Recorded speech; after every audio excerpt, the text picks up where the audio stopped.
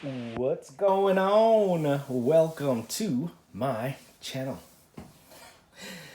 All right, the time has come to start propagating off of, or repotting off of this little plant cutting that we got here.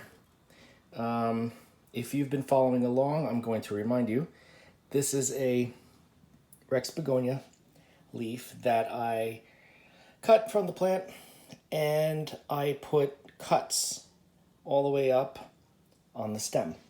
So if you can see, there are some little bumps of growth happening, but it's putting most of its energy into the bottom that obviously is ready to pot up. Okay, so what I'm going to do is I'm going to cut this off, and this little plant is going to be potted up in the acrylic yarn in self-watering container, self-watering planter. All right, let me move this out of the way. And then I'm going to put this back into the water to continue with the propagation so that we'll get more plants. And there's already a, something starting to grow at the second node up, the second cut that I made. And hopefully it'll continue on. The mother leaf is still extremely healthy, supple, happy, no issues. So we'll see how that works. I have pre-soaked my acrylic yarn, and I am going to wick the ends through the bottom because there are drainage holes. So let's do that quickly.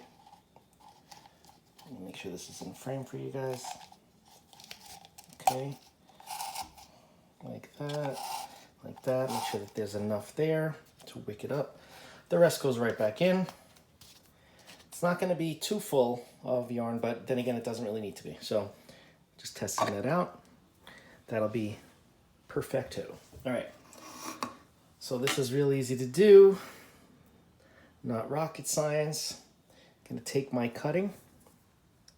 Let me move this where you can see it. I'm trying to see it in the camera. I'm going to cut right there. This mother leaf goes back into the water. I'm going to fill that up a little bit too, actually. Let me do that right now. Going to fill it up so that all of those cuts that I had previously made are submerged. Okay. And now this little plant is ready to start a life of its own.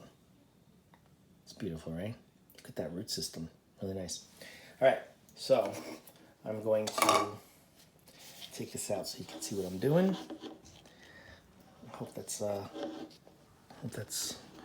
in camera, in frame. We'll give it a best shot, all right? Here we go. All right, so I'm gonna make an opening in the middle of the yarn there. Maybe like that, okay. And I'm going to bury those roots into that opening. I'm gonna snug it around just like you would do with soil or moss or whatever else you're gonna be using.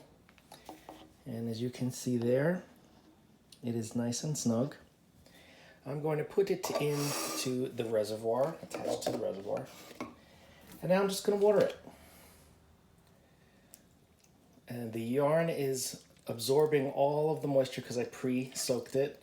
And by pre-soaking, I mean I just ran it under the faucet and got it totally drenched. And this type of acrylic yarn retains water.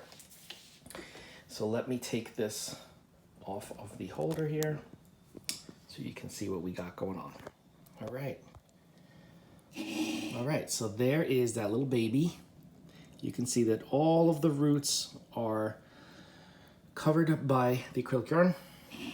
We have a nice reservoir set up, and this is just plain water. I will start adding some nutrients now because there's definitely enough of a root system, but these plants seem to do fine even if you don't fertilize them often. I've had some that weren't fertilized for months and months, and they continue to grow and thrive and beautiful colors, nice big leaves.